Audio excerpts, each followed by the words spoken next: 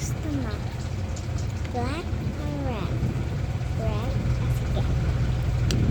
Wait lang ha. Dodrawing na lang natin ang mukha mo. Wait lang. Ayan na. Drawing na lang natin ang mukha mo. Natin ang mata. Lagyan natin ng crown.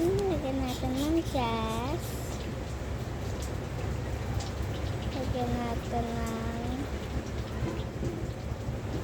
wait lang ha. Natin ng paa. Ayan. Okay na. Ganda mo na.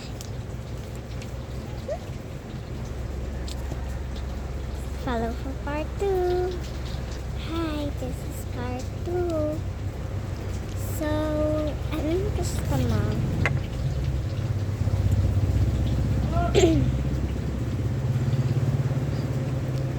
Red or black? Black? Sige. Drawing na natin yung mo ha. Drawing natin sa paper. Sa papel. Patingin na ka ng mukha mo. Huwag kang gagalaw ha. Oh.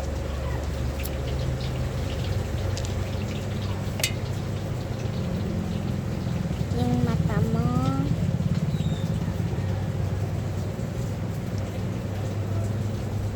Yung ears mo.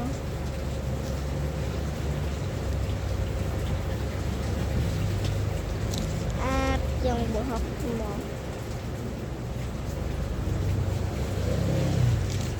O, ito na siya. Ang ganda mo, ang pogi mo. Follow for part 3. Hi, part 3 na. So,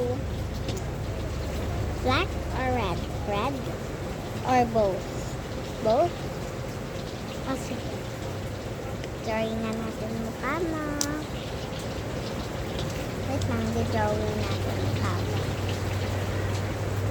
Tapos, shade lang natin.